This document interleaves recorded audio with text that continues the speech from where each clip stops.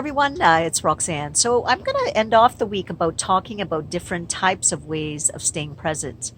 So what we know is that the brain and the body is continually in that space which is going to protect you. So it's been designed from hundreds of years to keep us alive, and the brain's job is just to make sure that you're safe. And it oftentimes will overreact to things.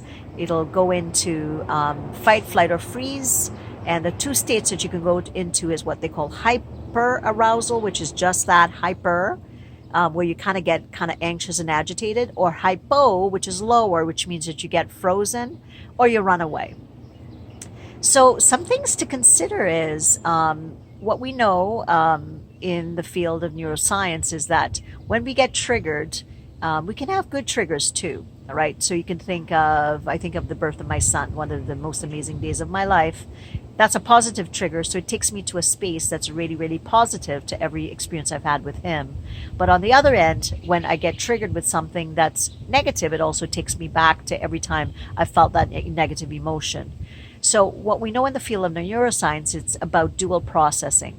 So I might get triggered into a space that puts me into a negative frame of mind, and the brain kind of goes from time to time to time that I felt that experience. So in the field of neuroscience, it's about recognizing I've been triggered. I am now feeling, let's say, abandoned or alone. And okay, well, I'm back there. Well, what made me get triggered? Maybe I heard some not so nice words from a family member or a friend. So, okay, I'm back in the past. What can I do now to become back to the present? And again, it's about using your senses. Like you can see, I'm outside in my beautiful backyard. I'm backing onto the woods. I can go out, I can walk around, I can touch some of the textures, the leaves, feel the grass under my feet.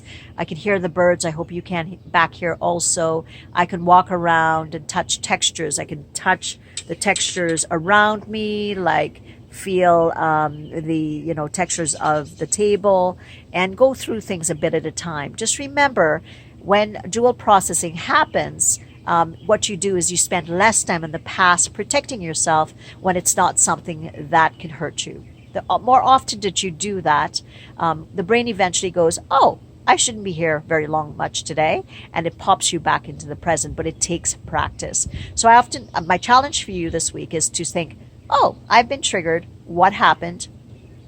Okay, why am I here? What can I learn from it? And what is it that I can do to bring myself back? And then what you do is you just think, okay, I spent a little bit less time there. I spent less than, 2 minutes, or I spent less than a half an hour. Oh, okay, my gauge is next time I'll try to spend little bit less time. So I hope this was helpful. Dual processing is something that you could look up online under neuroscience, and it can tell you a lot more. If you need more information, please connect with me or let me know if you'd like to hear more about this information. Take care, everyone. Nice chatting with you.